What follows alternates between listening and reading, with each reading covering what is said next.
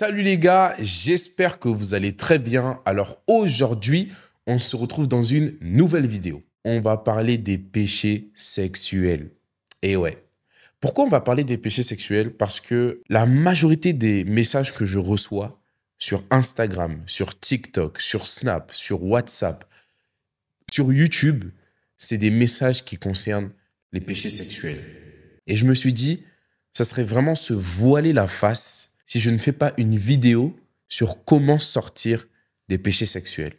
Et quand je parle des péchés sexuels, je ne parle pas seulement de la pornographie, etc. Non, je parle de toute forme d'immoralité sexuelle. Donc, je ne vais pas me précéder ce que je vais dire dans la vidéo, mais un peu. Il y a 3 types de péchés sexuels. Il y a ce qu'on appelle l'impudicité, l'impureté et la dissolution. Pour faire plus simple, il y a les mauvaises pensées, il y a les préliminaires et il y a l'acte en lui-même. Donc, avant l'acte, il y a la pensée, il y a les préliminaires et ensuite, il y a l'acte. Et aujourd'hui, on va parler de comment sortir de tout ça. Comment se garder pur, saint et consacré en Jésus-Christ. Pourquoi, dans toute religion confondue, dans toute communauté confondue, le péché qui crée le plus de désordre, de massacre et de carnage chez les hommes, chez les êtres humains. Pourquoi? On va aussi voir quels en sont les dangers, les répercussions à court terme et à long terme, de manière physique, de manière spirituelle. Mais surtout, ce qui nous intéresse le plus, c'est absolument pas d'en faire la promotion ou la propagande afin d'attirer des gens pour que vous puissiez cliquer sur la vidéo parce que la miniature fait flashy. Non, le but, c'est vraiment, par amour pour vous, pour mes frères et sœurs, vous donner la solution. Qu'est-ce qui m'en a fait sortir? Parce que personne n'est heureux d'être malmené et d'être esclave des péchés sexuels. Personne ne peut être heureux de cela. On ne peut pas être à la fois heureux et à la fois esclave. Un esclave ne peut pas être heureux parce qu'il n'est pas maître de lui-même. Alors que l'homme a été créé pour être heureux, pour être en paix avec lui-même et avec Dieu. Alors comment un esclave peut-il être roi et en même temps esclave? C'est pas possible. Donc dans cette vidéo, vraiment, c'est d'abord avec amour, vraiment avec un désir de vous sortir, de vous faire sortir de ces prisons, de ces fosses et de vous amener à l'admirable lumière qu'est la délivrance en Jésus-Christ. Avant de commencer cette vidéo, n'hésitez surtout pas à vous abonner, à cliquer sur la cloche de notification pour être au courant dès que je poste une vidéo. Nous sommes aussi disponibles sous format podcast et je salue tous les téléspectateurs qui nous écoutent sur Spotify. Merci à vous de vous être abonnés à la chaîne Clinton Lawson. C'est parti. Avant même que je puisse commencer à vous expliquer toutes ces choses que j'ai à vous dire, et j'ai vraiment terriblement, énormément de choses à vous dire aujourd'hui, j'aimerais d'abord vous raconter mon témoignage. J'aimerais d'abord vous raconter mon témoignage afin que vraiment vous puissiez comprendre qu'il n'y a aucun jugement dans ce que je vais dire. Il n'y a aucune volonté d'ajouter. Je pense que le diable a mis déjà assez de culpabilité dans le cœur de ceux qui sont encore enchaînés pour que je puisse rajouter une couche dans toutes ces choses. Donc j'aimerais vraiment me rapprocher de tous ceux qui sont encore sous le joug de la masturbation, de la pornographie, de la fornication, des mauvaises pensées, des pulsions malsaines et des impuretés, etc. J'aimerais vous raconter mon témoignage par rapport à tout ça. Alors moi, comme vous l'avez vu sur ma chaîne, j'en ai déjà parlé librement, je ne vais pas forcément revenir dessus, mais lorsque j'étais petit, j'ai été agressé sexuellement, visuellement parlant, par un de mes oncles, pseudo-oncle, qui habitait dans la maison là où j'habitais quand j'étais petit et qui m'a amené dans une chambre, etc. Il m'a montré des images pornographiques. Bref, toutes ces choses ont ouvert en moi la porte à un désir malsain de vraiment être une curiosité malsaine, voilà, de toujours vouloir chercher plus. Quand j'étais petit, j'avais un téléphone, du coup, j'allais sur des sites pornographiques, je regardais, etc. Et j'ai vraiment été dans la masturbation et la pornographie de l'âge de mes 12-13 ans par là jusqu'à mes 21 ans. Donc, j'ai un lourd passé dans toutes ces choses et ça crée automatiquement vraiment plein de dégâts au niveau de ta mémoire, au niveau de ta manière de concevoir le monde, hein, de concevoir le monde qui est constitué d'hommes et de femmes que tu vois sur un écran. Et donc, automatiquement, quand tu passes autant d'années dans ça, ta manière de voir les choses est biaisée par toutes ces choses. Donc, c'est tout d'abord pour vous dire que j'ai aussi eu cette sensation de mal-être en m'exposant à ces choses-là. Et donc, j'ai jamais été heureux de vivre dans la masturbation, dans la pornographie et dans la fornication, parce que je vais vous raconter aussi, j'étais aussi dans ça. J'ai jamais été heureux de vivre dans ça, tout simplement parce que, comme je le disais tout à l'heure, il n'y a rien de bien à être esclave. Il n'y a rien de bien à être esclave. Il n'y a rien de bien à être esclave, surtout être esclave de quelque chose d'aussi dégradant. Pour moi, c'est vrai que c'était mauvais, c'était quelque chose de mauvais. Pourquoi? Parce que ma personne même ne se plaisait pas avec ce que je faisais. Mais encore plus lorsque j'ai donné ma vie à Jésus et que du coup, je devais marcher en nouveauté de vie. Et comme j'ai décidé de suivre Jésus, donc je suis sa vie. Tu vois, je lui donne ma vie, donc j'accepte de me conformer à sa pensée, j'accepte de me conformer à sa parole, j'accepte de changer ma manière de penser et de m'ajuster, de me réajuster à sa manière de penser. Et donc, la manière de penser de Christ, c'est effectivement de se préserver soi-même, de ne pas avoir du plaisir avec soi-même, mais d'attendre le mariage avant d'avoir du plaisir. Bref, tout ce que vous connaissez en gros. Et donc, quand j'ai commencé à comprendre tout cela, à comprendre aussi les répercussions spirituelles, à ce moment-là, effectivement, c'est engagé une certaine bataille pour être délivré de toutes ces choses. Et c'est là où je dirais que le véritable combat a commencé, parce que tu peux combattre dans les ténèbres, tu vois, mais tu sais pas ce que tu combats. Donc c'est une bataille qui est inutile. Mais quand tu combats dans la lumière, là, la bataille prend du sens. Et j'ai mis toutes sortes de choses en œuvre pour pouvoir être libre de ce péché. On me disait de faire du sport, j'ai fait du sport, de prier, j'ai prié.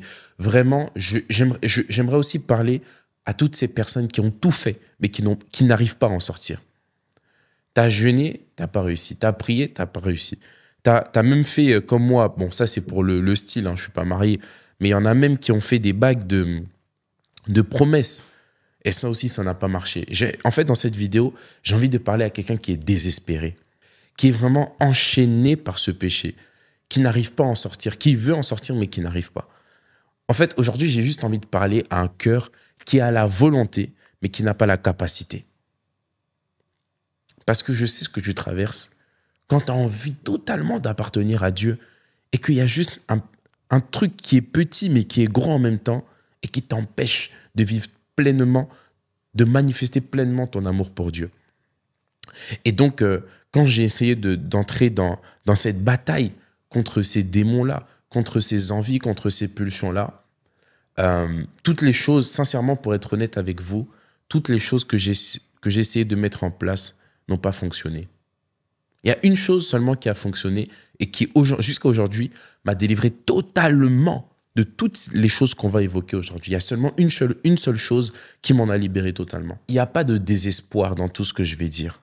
L'objectif de ma vidéo, c'est pas de dire « Ah bah voilà, à cause de ce que tu as fait, voilà tout ce qui s'est passé ». Non.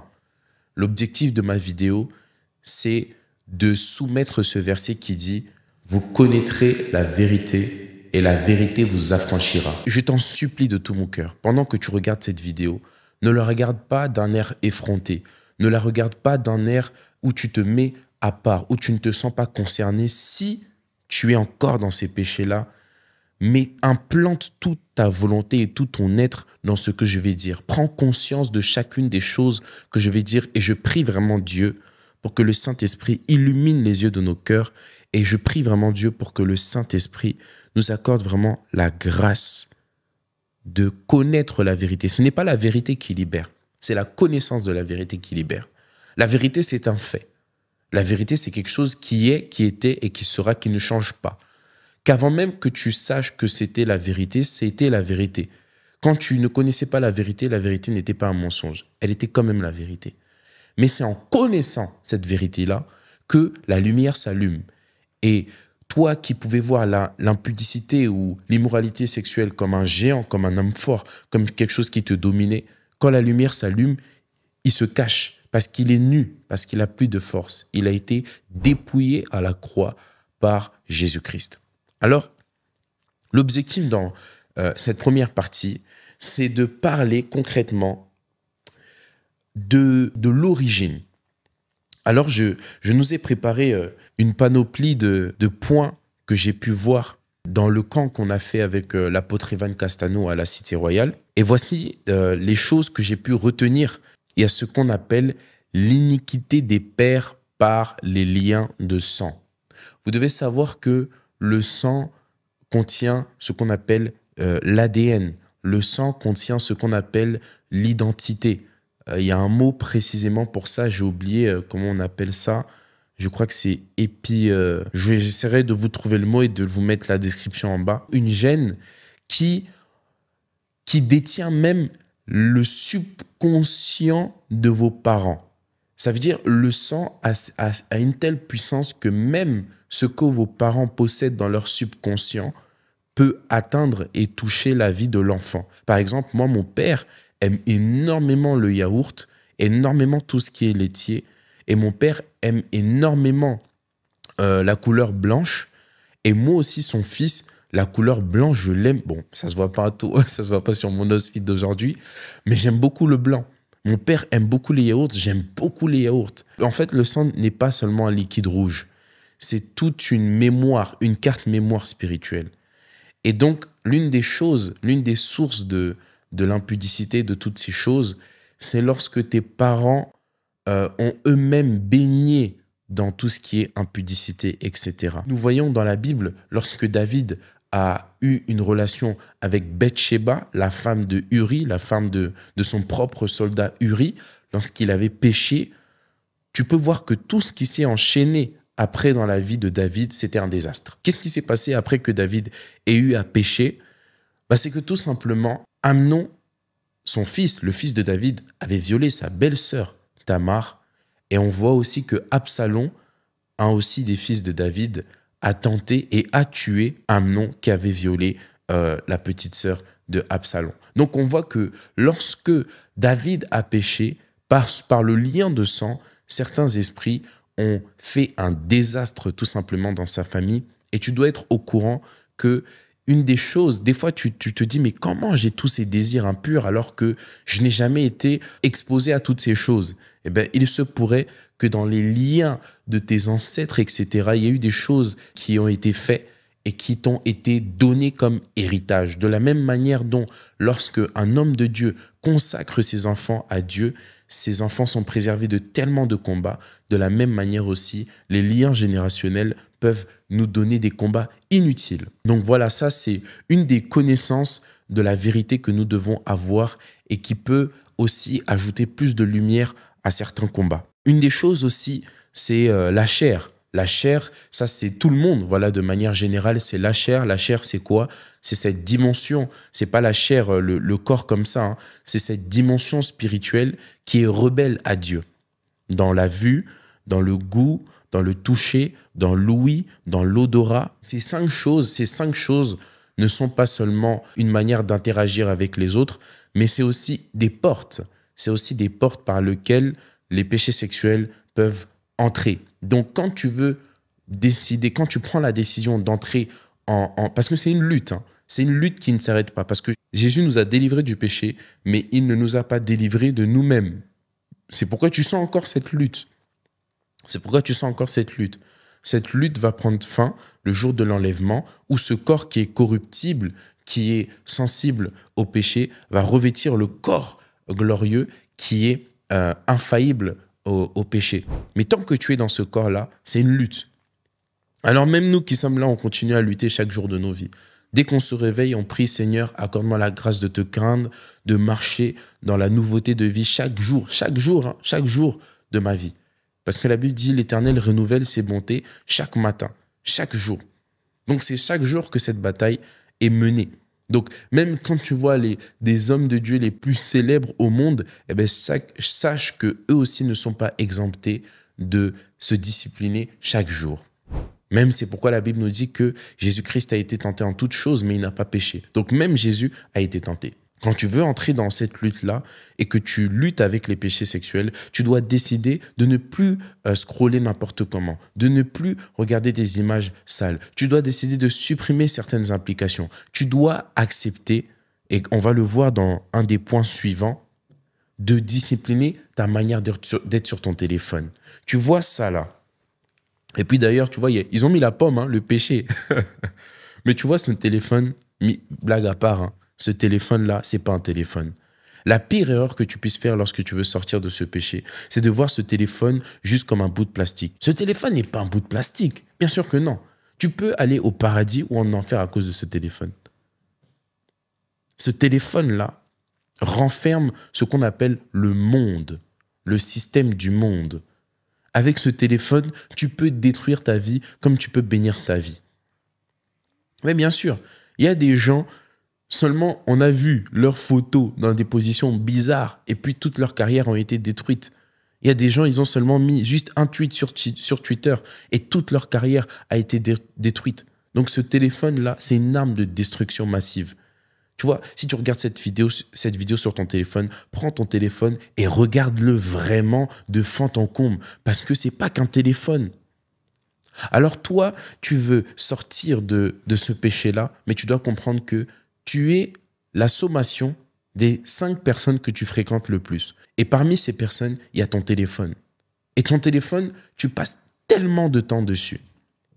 Alors, c'est tellement contre-productif de dire et prétendre vouloir sortir des péchés sexuels, mais en même temps de ne pas veiller sur son temps d'écran. En même temps de ne pas accepter de considérablement couper en deux le temps d'écran sur les réseaux sociaux pour pouvoir le reconsacrer à Dieu. Hormis le fait que ça soit une forme d'idolâtrie, clairement, c'est aussi un manque de sérieux en ce qui concerne le domaine de vouloir rester fort et rester debout. C'est comme ne pas vouloir manger, mais vouloir dormir dans un grec.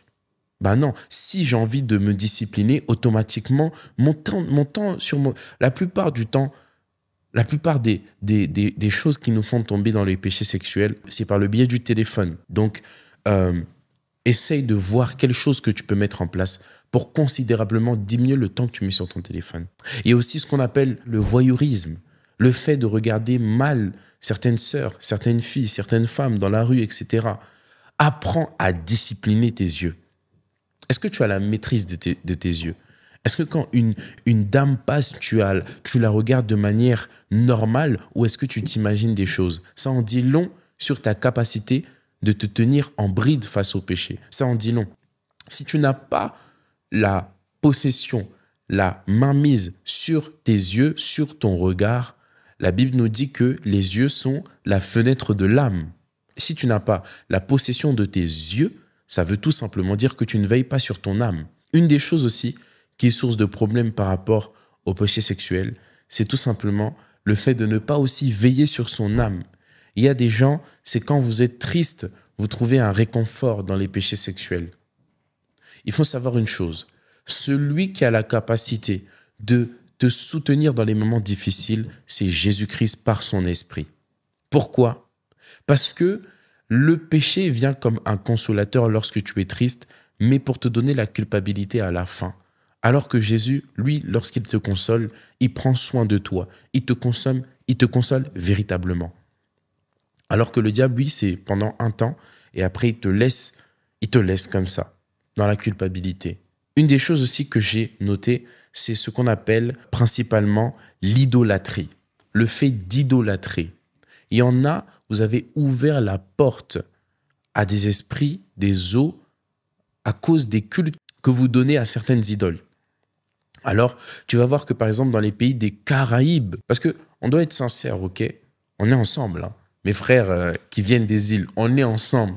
La Martinique, la Guadeloupe, les Haïti, tout ça, on est ensemble. Mais tu vas voir que dans ces types de pays-là, et même dans le Togo, hein, dans ces types de pays-là, où les gens vouent un culte aux esprits des eaux, aux esprits des rivières, des lacs, etc., ce qu'on appelle les dames blanches, tu vois, où on offre des fleurs, de la nourriture aux idoles. En général, ces pays-là sont malmenés par le sexe, malmenés par les esprits de sexualisation, etc. Donc si, toi aussi, d'une manière ou d'une autre, tu as voué un culte à ce type d'esprit, la seule chose qui peut te sortir de ces consécrations, c'est la repentance. C'est le fait de demander pardon à Dieu. Moi, j'ai été aussi dans ces choses. Vous savez comment? Par l'idolâtrie de ce que j'appelle les musiques mondaines, les incantations qu'on peut retrouver dans les musiques mondaines. Vous savez, il y a un morceau qui a fait rage, je crois, le mois dernier. C'est le morceau de Gazo et de Tiakola, Mami Wata. Vous voyez toutes ces choses. On pense que c'est rien. On pense que c'est rien, alors qu'il y a des gens, ils peuvent dire oui, mais t'abuses, c'est juste une musique, etc. C'est pas juste une musique.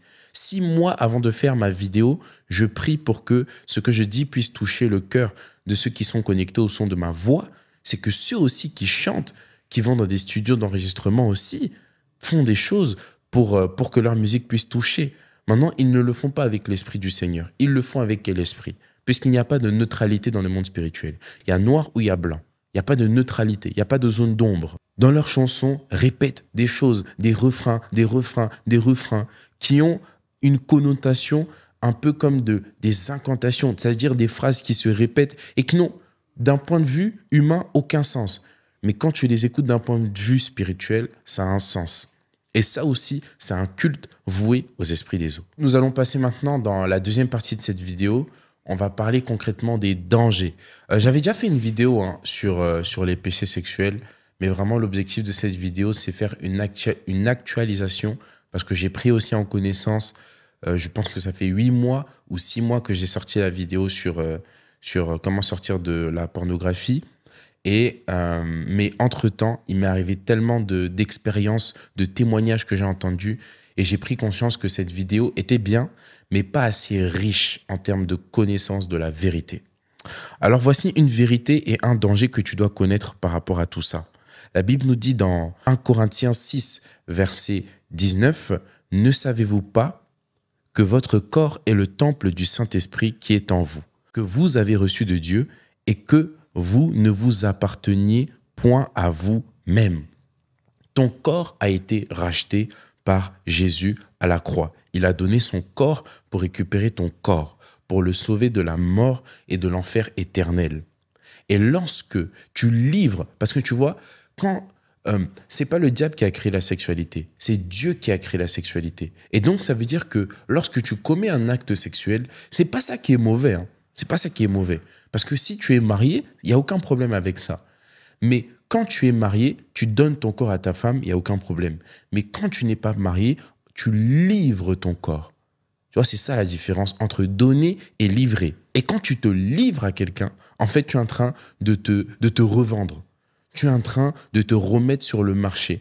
Alors que Christ t'avait déjà racheté, en fait, tu es en train de te dire, non, je ne veux pas de ce que Jésus a fait pour moi, je veux me remettre sur le marché pour être acheté et utilisé par quelqu'un d'autre. Dieu n'entend des fois pas ce qu'on dit, il entend ce qu'on fait. Parce que des fois, ce qu'on fait parle plus fort que ce qu'on dit. Alors, qu'est-ce que tes actions disent? Qu'est-ce que ta manière de contrôler ta sexualité dit de ta compréhension des Écritures? Est-ce qu'elles révèlent vraiment tes paroles ou est-ce qu'elles disent les contraires? Sinon, Dieu n'aurait pas dit dans le livre de Malachie, « Ce peuple m'honore des lèvres, mais son cœur est loin de moi. » Et je dirais, ce peuple m'honore des lèvres, mais son corps est aussi loin de moi. Notre corps ne nous appartient pas. Notre corps est le temple du Saint-Esprit. Amen. Une chose aussi à retenir, les liens d'âme. Les liens d'âme dans l'impudicité et le mariage, qui font partie aussi du premier danger, c'est à peu près la même chose que ce que je viens de dire, c'est que le sexe n'est pas un acte physique, c'est une transition spirituelle que tu livres selon Proverbe 5, verset 8. « Éloigne-toi du chemin qui conduit chez elle et ne t'approche pas de la porte de sa maison, de peur que tu ne livres ta vigueur. » Et la vigueur, c'est ça, c'est la force. C'est la force de l'homme, c'est aussi la force de la femme.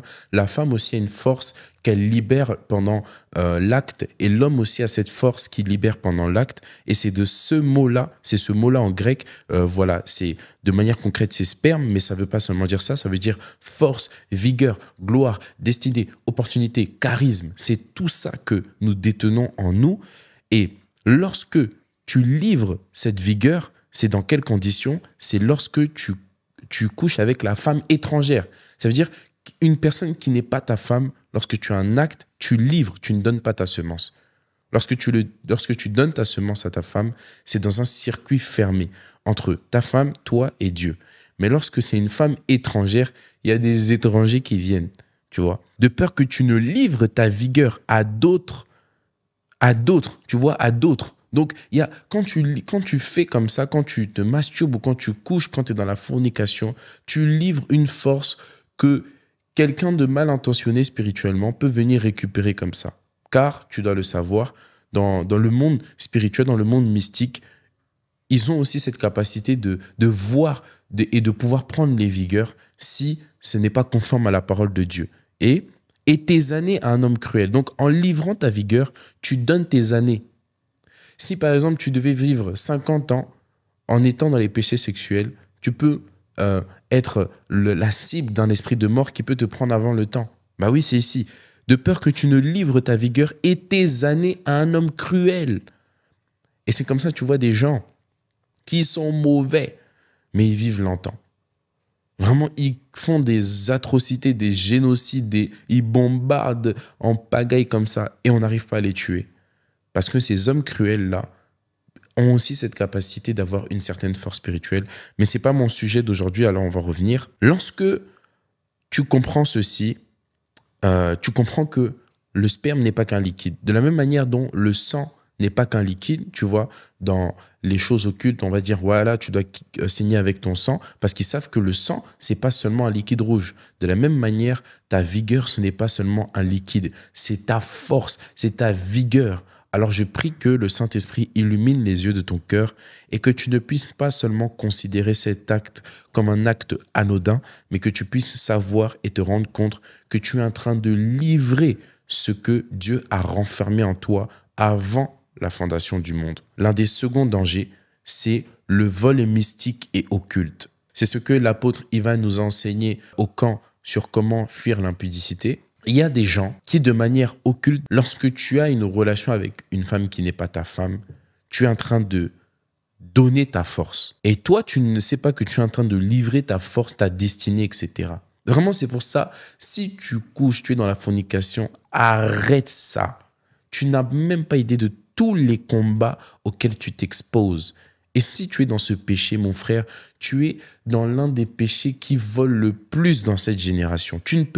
Ton nom ne peut pas être cité avec ce péché-là. Si tu n'es pas chrétien, ok, on doit t'aider, tu dois donner ta vie à Jésus pour qu'on puisse te montrer comment sortir de toutes ces choses. Mais si tu es chrétien, tu as le Saint-Esprit, tu es encore dans ça, tu dois refuser ça quand même. Tu dois refuser ça. Tu peux plus être sous le joug de la fornication. Et regarde une chose.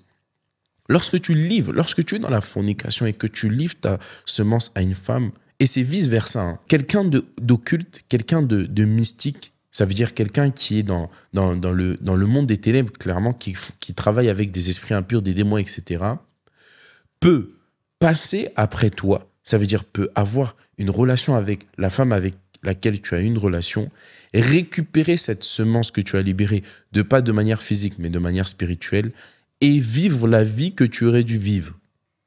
Oui, c'est possible aussi. Qu'une personne puisse vivre la vie de quelqu'un d'autre à cause de cette force, cette destinée qu'il a livrée. C'est comme quand tu vas au marché et que tu as besoin de faire une recette, bah tu vas acheter des choses pour faire ce que tu as envie de faire. C'est la même chose. Dans le monde spirituel, il y a aussi un marché où c'est un ramassis de semences et de destinées qui ont été dérobées par les péchés sexuels, et les gens mystiques viennent, ils prennent, ah bah moi je vais bientôt faire les élections, ah bah je vais dans le marché mystique. Donc tu vois, la Bible parle du diable comme quelqu'un qui a un commerce, Le diable est un commerçant. Il vole et il revend, il fait du troc. Mais tu ne dois pas être parmi ceux qui sont volés. Non. Tu dois refuser ça. Et aujourd'hui, à cause de la prière qu'on va faire à la fin, à cause de la vérité qui va être prêchée à la fin, tu vas sortir de toutes ces choses au nom de Jésus. Comme le dit l'apôtre Ivan, mon père dans la foi, dans le livre « Sortir des prisons intérieures » que tu dois absolument lire, que tu dois absolument te procurer. Il sera en description. Il dit dans ce livre « Ton Seigneur, ce n'est pas celui que tu confesses. Ton Seigneur, c'est celui à qui tu obéis. Lorsque tu obéis à ces voix qui te disent « mets la main en bas » et tu mets la main en bas. Lorsque tu obéis à ces voix qui te disent « couche » et que tu couches. Lorsque tu obéis à ces voix qui te disent « accepte cette mauvaise pensée, consomme cette mauvaise pensée, avale cette mauvaise pensée » et que tu le fais, tu te rends esclave. Mais souvent, les gens sont conscients que oui, je suis esclave de ce péché. Mais il ne peut pas avoir d'esclave sans maître. Et qui est le maître de ces voies? C'est le diable. C'est le diable. Alors, c'est plus difficile de concevoir que mon maître peut être le diable que de concevoir que je suis esclave du péché. Mais le salaire du péché, c'est la mort. Celui qui a introduit le péché dans l'univers, c'est le diable. Alors, quand tu es sous le joug de ces péchés-là, toi qui es sous le joug de ces péchés-là, ton Seigneur, ce n'est pas Jésus-Christ, même si tu es chrétien. Ton Seigneur, c'est le diable. Alors, tu vois que ça ne sonne pas bien. Ça ne sonne pas logique. Ça sonne pas, c'est pas agréable à entendre même. Et pourtant, c'est le cas lorsqu'une personne vit constamment dans les péchés sexuels. Mais tu vas en sortir. Alors, Romains 6, verset 16, confirme ce que j'ai dit. Ne savez-vous pas qu'en vous livrant à quelqu'un comme esclave pour lui obéir, vous êtes esclave de celui à qui vous obéissez.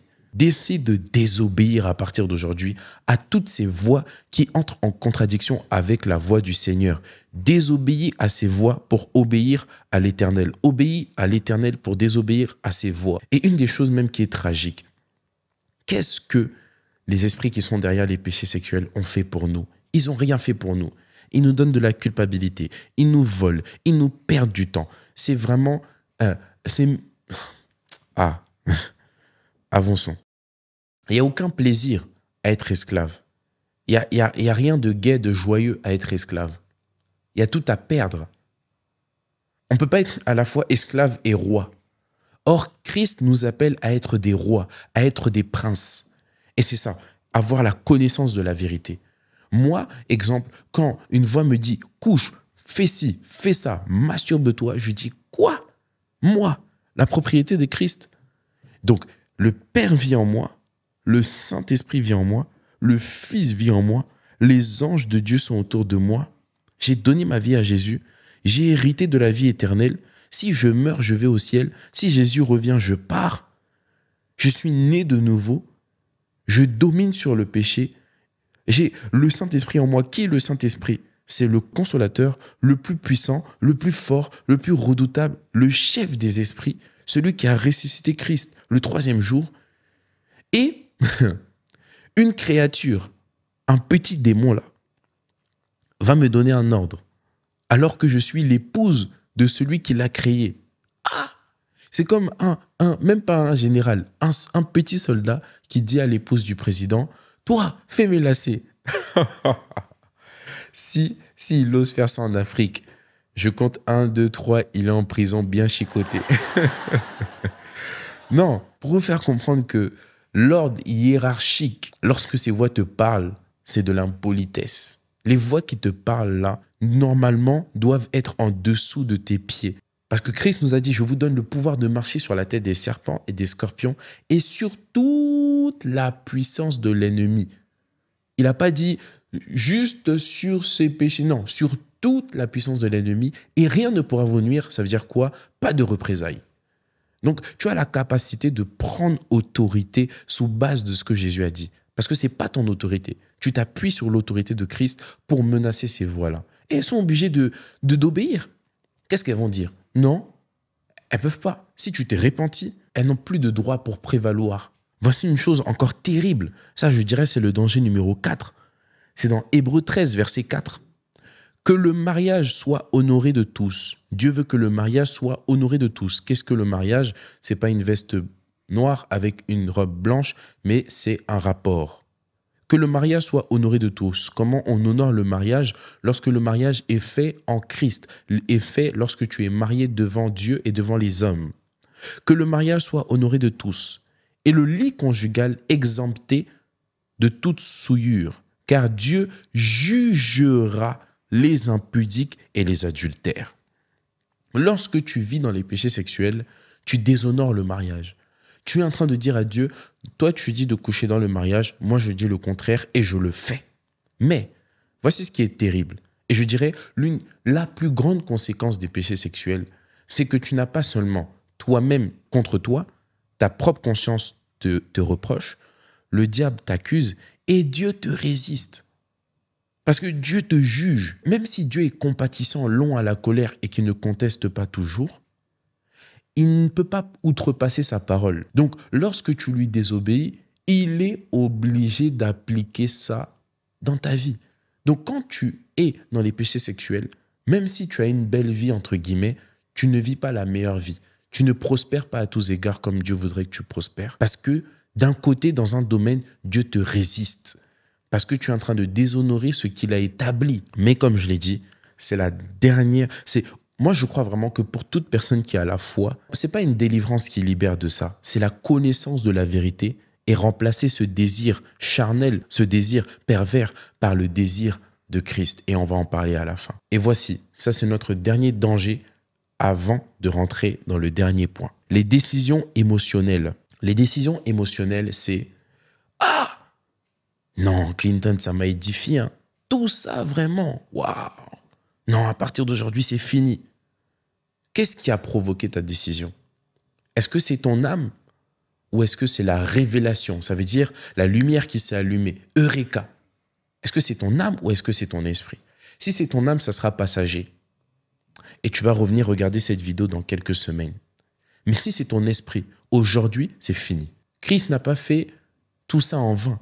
Le sang du Fils de Dieu a coulé pour une délivrance partielle? Non. Il aurait dû rester en haut. S'il est venu, c'est pour te donner une délivrance totale, absolue. Donc tu dois comprendre ceci. C'est que tu n'es pas obligé d'être malmené par ces péchés. Jésus t'a donné la force, mais tu dois serrer sa parole dans ton cœur. Tu dois constamment être exposé par la vérité. Je vais faire une autre vidéo par rapport à ça. Le fait d'être exposé à la connaissance de la parole de Dieu. Tu vois, quand tu écoutes des audios comme Capacité, Identité du pasteur Ghislain Biabatantou, c'est là où tu te rends compte de qui tu es en Christ. Et c'est en t'exposant à ça. Parce que, regarde-moi, t'es mal le nombre d'années que j'ai passé dans ça. Alors oui, c'est en un instant que je suis délivré, mais c'est pas en un instant que j'ai la connaissance de la vérité. Donc tu dois accepter de faire ce travail. Tu dois payer le prix de connaître qui tu es en Christ. Et plus tu vas connaître, plus ton homme intérieur grandit, grossit et prend des muscles pour pouvoir assujettir les voies qui t'assujettissaient. Je prie vraiment qu'après cette prière, tu puisses prendre une décision, tu puisses être libéré, que le Saint-Esprit puisse te toucher. Et je crois véritablement que si tu as la foi en cette prière, si tu reçois ces paroles, tu seras définitivement libre. Alors, on va entrer dans notre temps de prière. Tu vas incliner ta tête, fermer tes yeux et je vais prier avec toi. Père éternel, je prie dans le nom de Jésus que toutes les personnes qui sont captives de la masturbation et de la pornographie, je vais raconter comment tu m'as libéré de tout ça. Un jour, j'étais dans ma chambre et le Seigneur m'a révélé ceci. Il m'a dit, pour sortir de ce péché, c'est très simple, mon fils. Tu dois tout simplement comprendre que ce feu que tu ressens, ce feu que tu ressens lorsque tu veux tomber dans la sexualité, ce feu-là, en vérité, c'est cette soif que j'ai mis en toi afin de m'adorer, afin de me chercher, afin de me contempler. Ce qui libère, ce n'est pas une prière. Ce qui libère, c'est un cœur embrasé pour Dieu. Alors, Père, je prie pour que nous puissions être davantage embrasés pour toi, que nous puissions être davantage embrasés, assoiffés de toi. Ce qui libère, c'est un cœur qui t'aime. Ce qui libère, c'est un cœur qui t'aime. Ce qui libère, c'est un cœur qui est assoiffé, qui supplie, qui crie à toi. C'est ça. Tu dois crier à Dieu. Tu dois chercher Dieu. Tu dois fléchir les genoux. Tu dois payer le prix de la présence de Dieu. Tu ne dois pas chercher la délivrance. Si tu obtiens ta délivrance, un jour, il va t'arriver encore des tracas. Mais si tu as le Dieu de la délivrance, tu ne manqueras jamais de délivrance. Tu ne manqueras jamais de force pour triompher de ce qui te maintenait dans le péché. cherche Dieu, sois un assoiffé de Dieu. Que tous ces désirs qui étaient portés vers l'impudicité puissent être recadrés, puissent être refocalisés sur un désir d'aimer Dieu, un désir de lui être agréable. Et j'aime la prière de mon Père qui dit « J'ai la volonté, mais je n'ai pas la capacité. » Alors Père, accorde-nous la capacité. Nous avons la volonté d'en sortir, mais nous n'avons pas la capacité. Nous avons de la culpabilité, mais toi tu dis dans ta parole que tu es élevé, que même si notre cœur nous condamne, toi tu es élevé au-dessus de notre cœur. Alors Père, toi qui m'as dit un jour, même si tu tombais 10 milliards de fois, je continuerai à t'aimer. Père, fais comprendre à tous ceux qui sont connectés au son de ma voix que tu ne les juges pas, que tu ne les condamnes pas, mais que tu les aimes. Tu continues à les aimer. Tu n'es pas déçu car tu connaissais même avant que nous faisions. Et malgré cela, tu nous as quand même aimés. Alors Père, accorde-nous la grâce d'être agréable à toi. Et je prie maintenant dans le nom de Jésus que s'il y avait quelque chose qui te retenait de sortir de ça, cette chose s'arrête maintenant au nom de Jésus. S'il y avait des pensées, des esprits qui étaient cachés derrière ce péché, je prie au nom de Jésus que ces esprits s'en aillent. S'il y avait des choses qui t'empêchaient d'avoir un cœur embrasé par Dieu, pour Dieu, s'il y avait des émotions qui étaient camouflées, étouffées à cause de ce péché, Père, au nom de Jésus, que ton esprit souffle sur ces cœurs. Alors, je te remercie, Père, pour ce temps de prière qui a fait et qui a libéré des multitudes, des milliers de personnes qui ont saisi cette parole. Que toute la gloire te soit rendue au nom de Jésus. Amen. Amen, amen, amen. Alors, si cette prière t'a fait du bien, n'hésite pas à la réécouter. Je mettrai une série de prédications en description qui vont t'aider à connaître ton identité en Christ, qui vont t'aider à savoir, à maintenir ta délivrance. C'est une chose d'être délivré, c'en est une autre de la maintenir, de la conserver. Alors, merci à vous d'avoir écouté cette vidéo et j'espère qu'elle vous aura fait du grand bien, un grand bien. Il y a mes coachings en description, il y a mes projets aussi en description. N'hésitez surtout pas à vous abonner sur mes comptes Instagram, etc. Merci à vous d'avoir regardé cette vidéo et que Dieu vous bénisse abondamment.